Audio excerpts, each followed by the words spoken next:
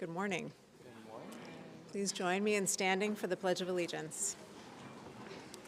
I pledge allegiance to the flag of the United States of America and to the republic for which it stands, one nation, indivisible, with liberty and justice for all. Can't see the flag.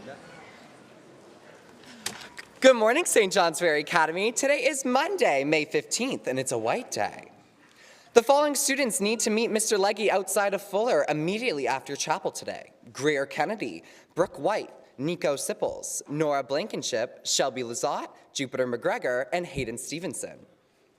9th grade health classes. All classes will resume in normal locations today, unless you have Mrs. Yuri or Miss Bailey.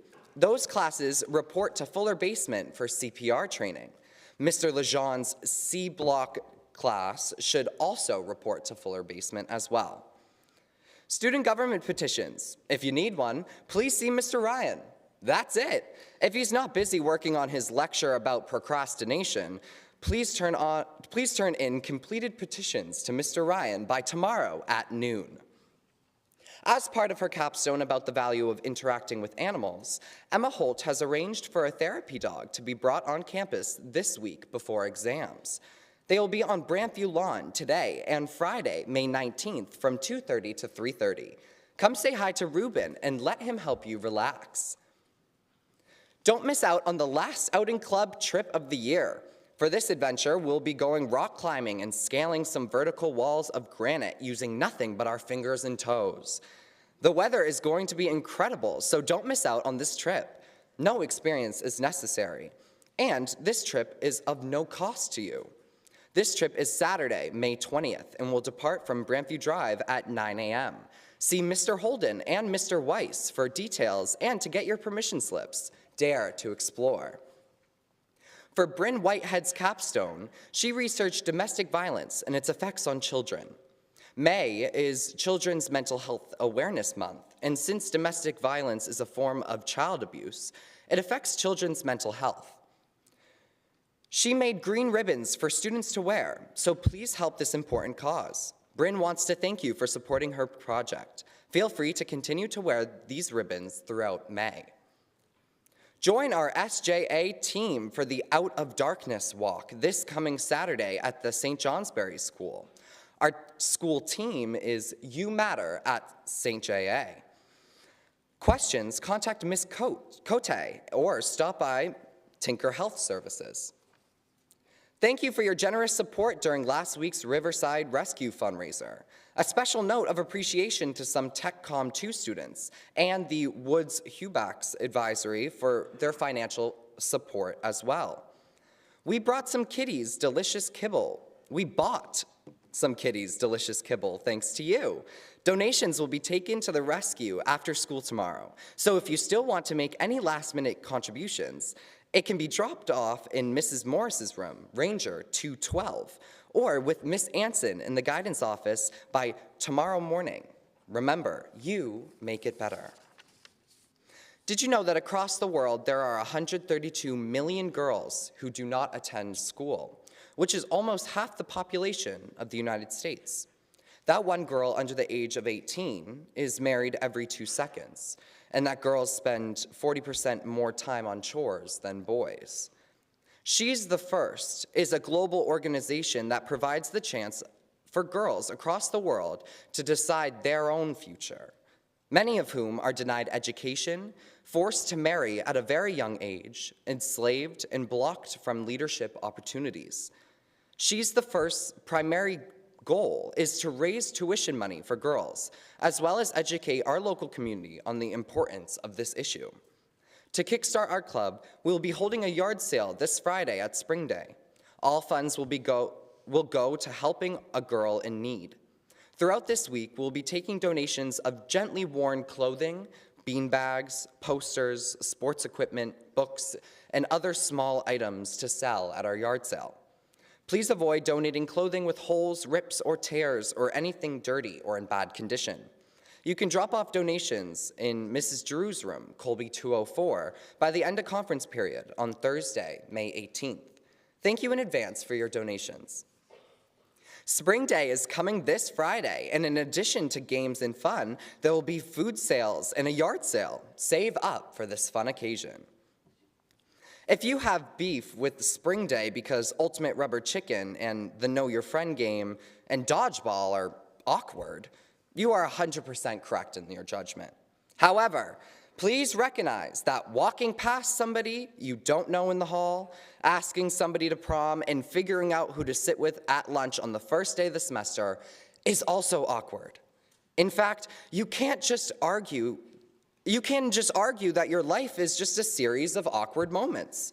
The more you embrace the opportunity to have fun and interact with others, things become less awkward, except for the hula hoop challenge, which pretty much stays awkward every year. Happy birthday today to Julius Metzger, and a special happy birthday to Cody Bradley from his advisory. Happy birthday.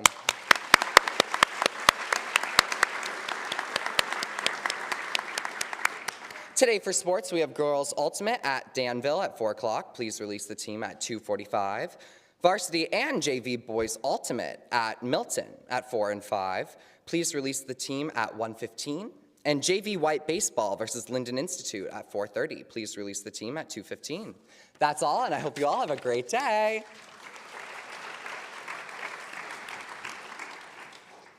Thank you, Rory.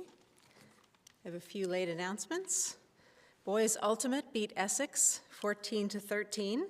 Charlie Vowell scored 4 points. Parker Bruns and Tristan Plant both scored 2 points. And Liam Ryan, Riley Copens, Kayleen Glentzbrush, and Odin Palmer each scored a point for the team. Girls varsity softball beat Burlington 12-0 on Friday. Girls varsity tennis beat Rice on Saturday 4-3, sweeping the 4 bottom matches to win the match.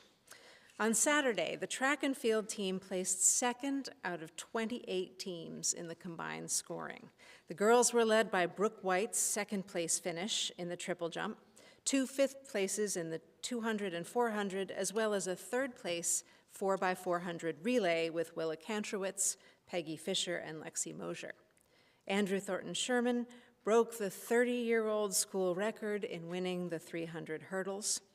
Andrew Bugby won the 400 meter. Quinn Murphy won the javelin. The 4x400 and 4x800 teams won the relays. Jaden Beardsley won the 100 meter, placed second in the 200, and ran on the winning 4x400 relay. Jaden earned the Outstanding Track Athlete Award for his performances. Also, the team of Andrew Bugby, Jaden, Alex Orozco-Curry, and Gerardo Fernandez tied the meet record in winning the 4x100 relay. The team also broke the 40-year-old Academy record that was held by our own Mr. Haggerty. Congratulations, everybody. Track and field, amazing, amazing.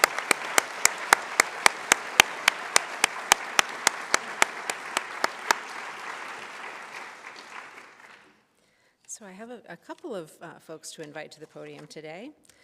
The first, I'm delighted to announce the University of Vermont High School Prize in Mathematics. One of our students has won this prize. He submitted the best paper for this year's Vermont High School Prize examination and earned 2 significant certificates of merit. One for the Best in School award, and the other for a certificate of merit. So please come get your 2 certificates. Nico Sipples.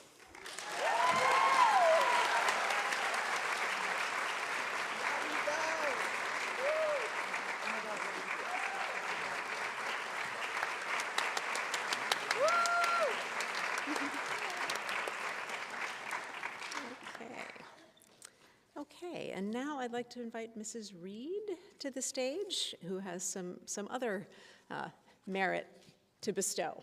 Miss Reed.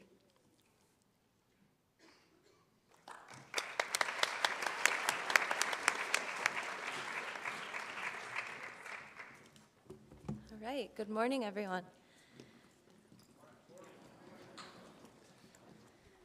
So I have 10 students, well, there are 10 students being awarded today and 1 is not here. So I have 9 students lining up behind me. And Ms. Woods and Mr. Callanan are here to help me present an award to these students today on behalf of the language department. So we're very proud today to present the Seal of Biliteracy to 10 students this year. The Seal of Biliteracy is an award that was created by 4 national language teaching associations. In Vermont, this seal is awarded by the Vermont Foreign Language Association under the authorization of the Vermont Agency of Education. The award recognizes students who will graduate from high school with an intermediate high level of proficiency in at least 2 languages. The students receiving this award today pursued the study of a second or third language beyond the level of most high school students. They worked hard to build their speaking, listening, reading, and writing skills, and were able to prove their level of achievement on a challenging national exam. We in the language department are so proud of what you all have achieved, and we're excited to recognize your accomplishments with this award. So Mr. Callanan and Ms. Woods are going to present a certificate, the Seal of Biliteracy, and a medal to each student. I'll read their names, and please hold your applause till the end. So today we're awarding the Seal of Biliteracy to McKenna Krantz, Marin Giese, Tyler Holm,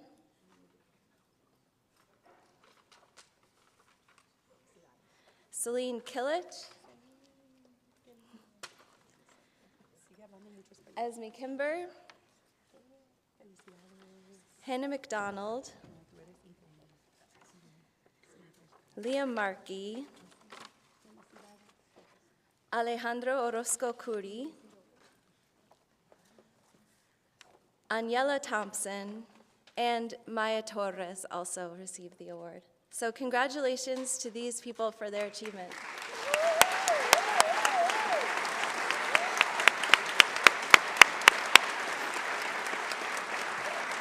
Thank you.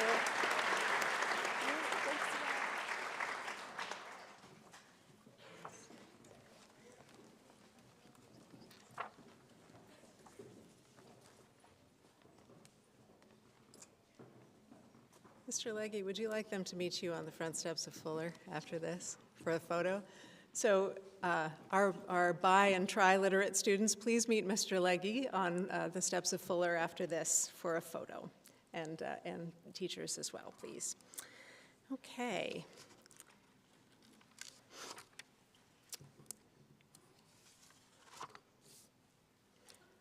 So we're entering the last full week of classes of this school year. And as we do that, I want to remind us of a few things. And because I'm running out of chances to do this, I want to talk to our senior class in particular about this final 3 weeks until I call your name and ask you to come to the stage at commencement to receive your diploma.